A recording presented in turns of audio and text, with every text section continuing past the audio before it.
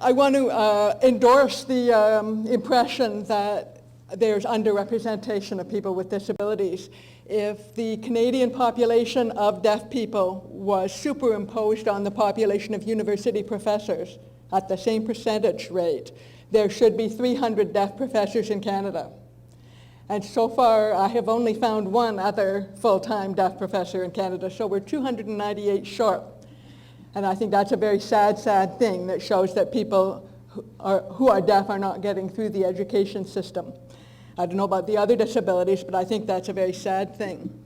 Another sad thing is a study that we did that was an epidemiological study reviewing Canadian community health survey data, looking at, among other things, the career outcomes and career status of people with deafness and hearing loss, deaf and hard of hearing people together, compared with people who didn't have a deafness or hearing loss. And for the same age range, gender, and education level, that's holding education level constant, deaf people were only 60% as likely to be in a managerial or professional job. So that's outright, plain and simple discrimination. You can't blame that on lack of education, or they were too old, or they were too young for the same age, gender, and education. So I think that's very sad, and we need to do something about that. I thought I should start by going back a little bit to my student days because, you know, it's been a while and the memory is a little weak, and I thought I should identify with you and commiserate with you a little bit. Back in the 1970s, I had a clinical relationship with my deafness, but I didn't have a social relationship with my deafness. People would ask me if I knew sign language, and I would say, oh, I don't know any people who sign, so why would I know sign language? And so I sat in the front row and I attempted to accommodate myself by trying to lip read. But I don't know if you've ever been in any classes that look like this, but that's what happens a lot. So you're trying to lip read through the back of somebody's head. And I never realized for years that they actually explain while they're doing that. I thought that my classmates were so much smarter than me. So I realized that those were the courses that I did poorly later on when I was trying to get into grad school, that I had to come up with a reason for that. The other experience that I had of that nature was one prof would persist in pacing back and forth, back and forth, back and forth. Now this guy, not only did he know I was deaf, but he was a medical doctor. So, you know, you think that he would get what that means. And yet he did. Sorry, my font of this, those of you who are seeing the slide, you will notice that the font is screwed up. But my point of this is that I only ever got every other, you know, I could get him coming toward, but then not going away. I would get every other sentence kind of thing. So that was very sad. My program was a co-op program, so you had to go out for work terms every 4 months. And I had the fascinating experience of being unplaced in 5 out of 6 of my work terms, where I had to be hand foisted on a company that would take me for 4 months. And I had to do things that were very painful, like using the telephone, which was excruciating, because at the time, all I could hear were vowels. So I would have to play this horrible guessing game, trying to figure out what people were saying on the phone, but that was the only job that they could put me into. So I guess looking back, in those days with a disability, you just had to suck it up. You know, you just had to get by however you could. And then when I graduated, the school-to-work transition was a little bit more of the same, in that as I was a female engineer, so I think it wasn't so much the deafness, it was just the girl thing, that it was difficult to find a job. And it was kind of painful for a little while. But fortunately, my luck turned, and I moved into healthcare, first in a systems design role in a medium hospital, and then into an executive position in a relatively large, or at least tall, hospital that you can see in the photograph there. Now, without a doubt, me being there was 99% luck. You can't make that happen for yourself. So the opportunity had to be there, and I had to be in the right place at the right time, and you have to leverage that opportunity just right. So you can't make it happen for yourself, but you can make it not happen for yourself if you're not ready to leverage it. And I look back and I think that it was the toughness that I developed in those co-op experiences of having to get by on the telephone when I could only hear the vowels that came in very handy as I focused on selling myself for that position and establishing that I had the abilities and the potential for that job. My key selling points were my systems thinking and my writing skills, especially the writing skills. And so this is my coping strategy number one. And I facetiously call it faking. But I don't really mean faking. I mean representing myself at the very maximum of my abilities and not raising any red flag terminology that might mean something different to them than it does to me. So if I were to say, hi, I'm deaf and I'm looking for a job at your company, you know, you never know whether that will go over very well. And so in applying for this position at the hospital, I had several interviews, individual and group interviews with people, and so my hearing situation never came up, just never came up. I just got through the interviews by covering and, you know, bobbing and weaving however I needed to do, but then I didn't tell them I was only 24. You know, so there's things you just don't need to bring up. I guess coming down on this continuum between disclosure and misrepresentation, I would say that it's a hot button topic. There are people who tell us that we're responsible, or we ought to. So most people would say we ought to. Some people would say we're obligated to disclose our disability when we're looking for jobs because the people on the other side have an obligation to accommodate us. And to those people who believe that, I say, I have a bridge I would be willing to sell you, because you've all had that experience where somebody hasn't been there for you with the safety net, expecting to be caught in their safety net. And so I would say, challenge me with any legitimate test, and I will perform that test without trickery. I'm not going to have somebody feeding me secret answers through a text gizmo, listening in on the interview in the next room and telling me the answers. No, what you're getting is me. But I'm not going to come right out and tell you my situation as long as I can get away with not telling you my situation. That's my personal strategy. But, you know, maybe times have changed, but maybe not. But that's my story, and I'm sticking with it. Now, because I was able to get into that position, the hospital and I were able to learn about deafness together. And so they liked me already by the time I needed them to do things for me. Now, while I was at the hospital, I completed my master's in my spare time, and I also learned sign language.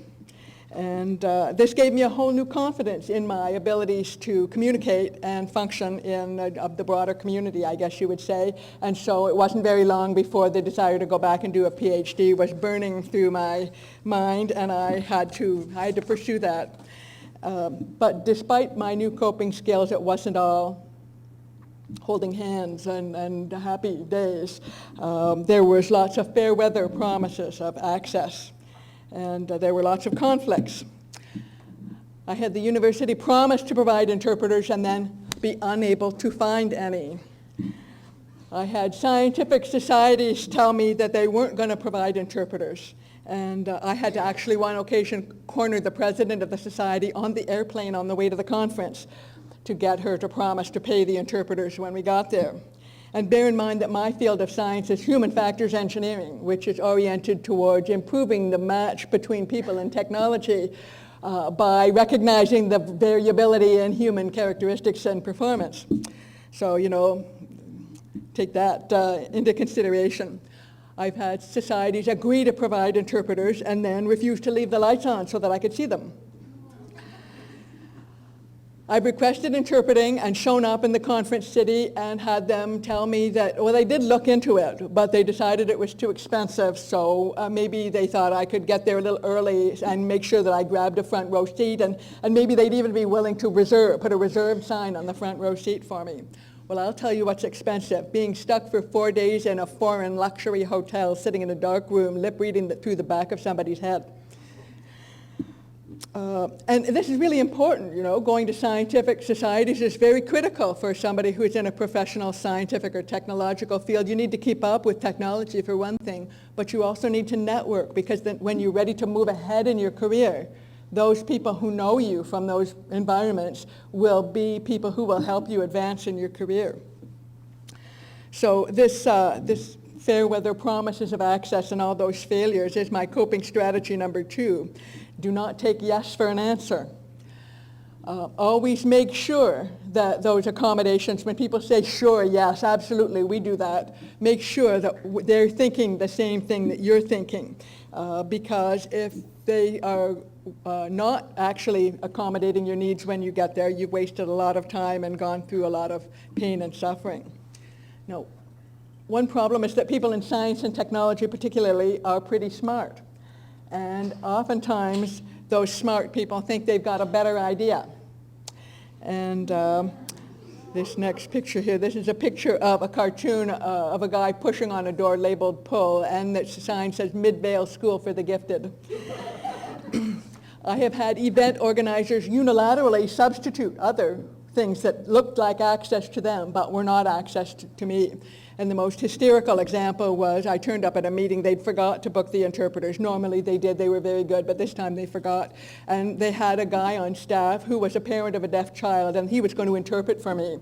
Turns out what he thought was interpreting was finger spelling the first letter of every word.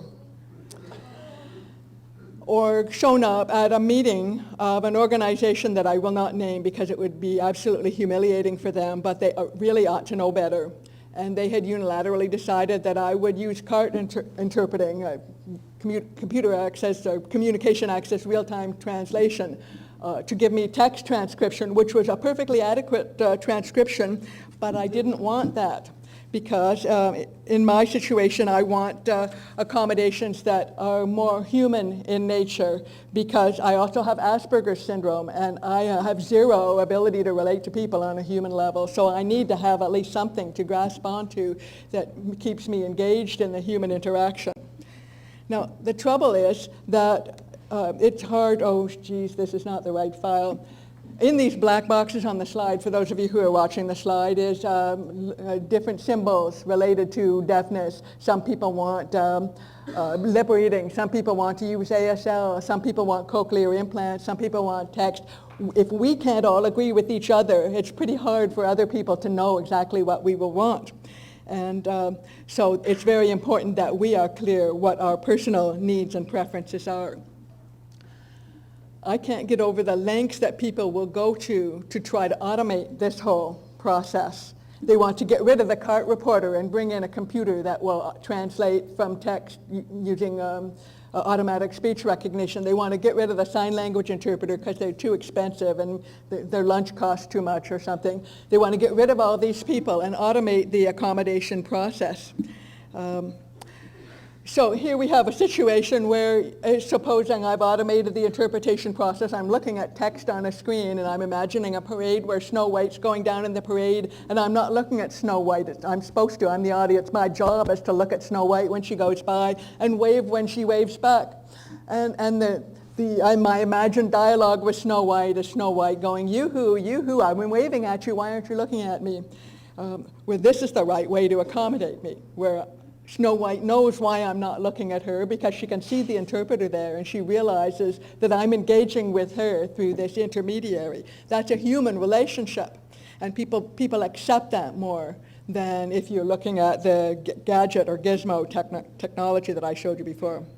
Anyway, but because of my personal need, I need accommodations that increase or enhance my relationships with people. So I use the experiences, the bad experiences, to inform me about the kind of misunderstandings people will make. And when I'm asking for accommodations, I don't just tell them what accommodations I need. I tell them the things that they might dream up that I don't want and why. Because then that avoids embarrassing them later. Because one thing that these other people, the mainstream, don't want is they don't want to be embarrassed. That's their number one fear of us, is that we embarrass them by having them do something wrong and you know, saying the wrong thing or doing the wrong thing, and they're embarrassed. So explaining this in advance seems a little bit wordy and tedious, but in the end it saves them embarrassment and makes them feel comfortable. I've also discovered that this kind of accommodation helps from a science and technology standpoint. When you have a disability in a community where it's unusual, is that it makes you stand out. You bring the interpreters in and everybody can see who the interpreter user is.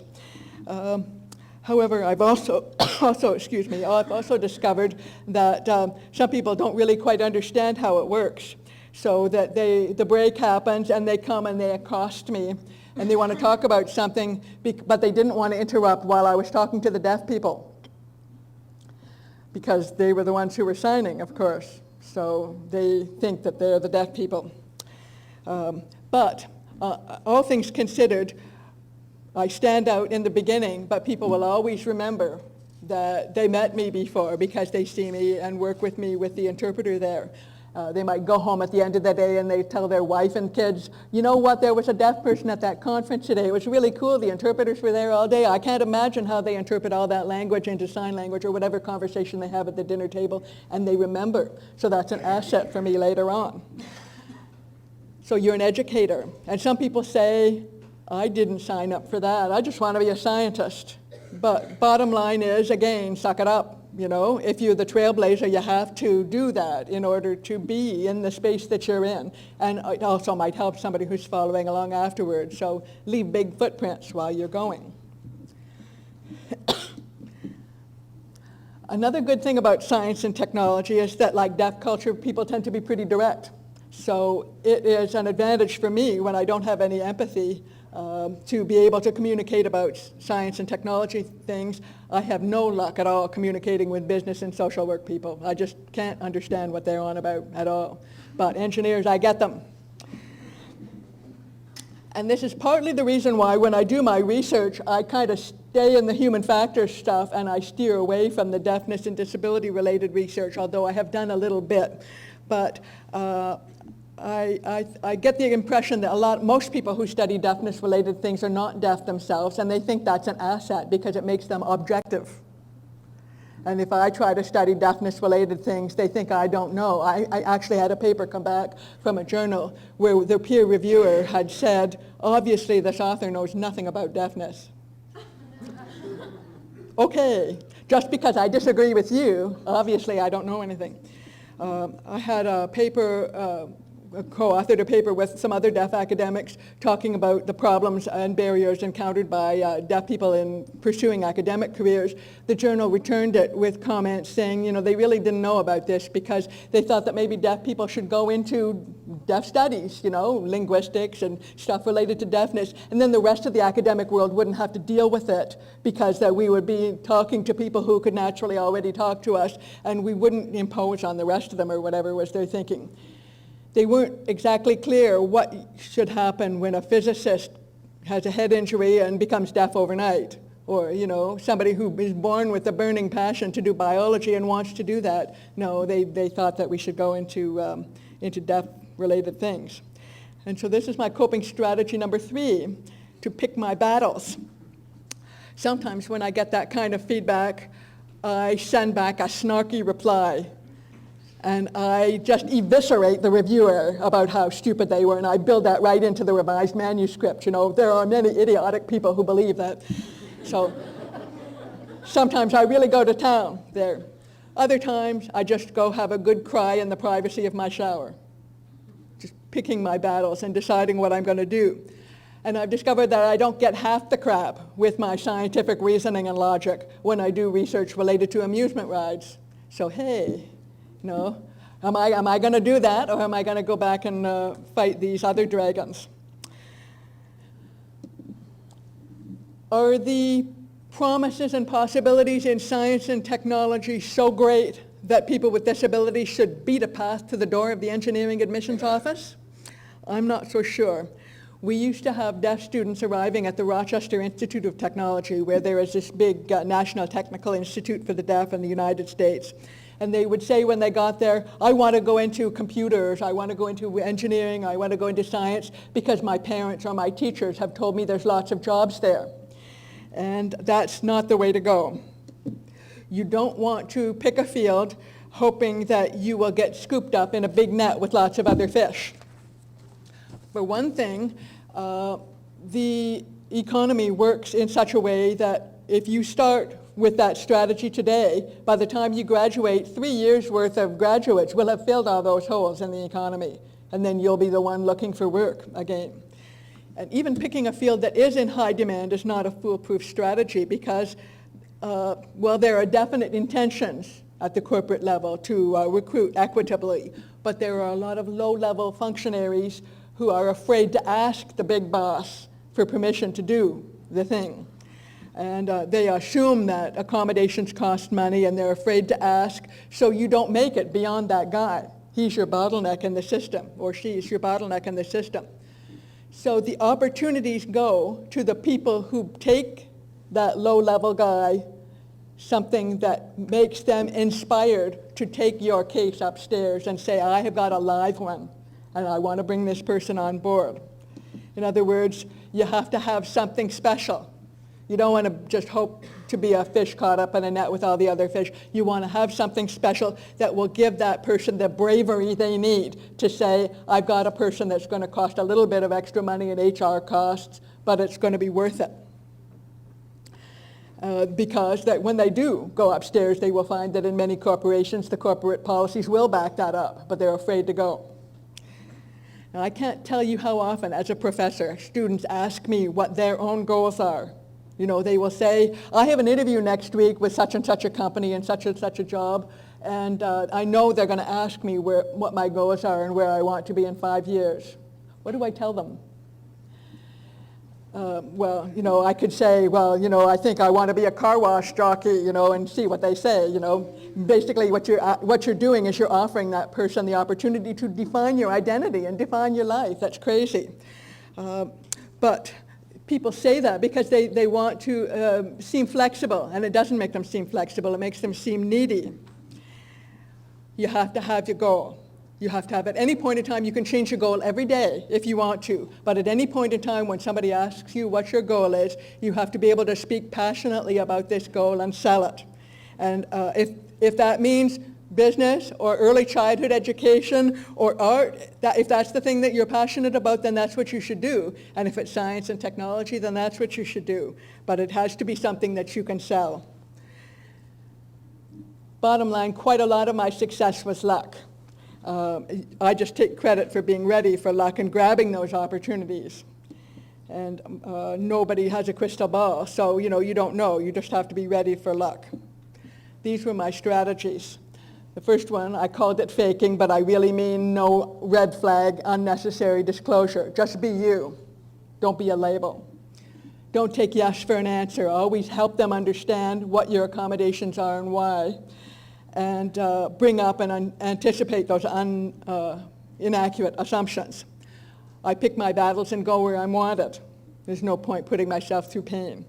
And have something special. In conclusion, I would basically say that you can go anywhere you want to go. The thing is, you have to know where you want that to be. Mr. Chairman, I yield the remainder of my time, or whatever they say. Thank you.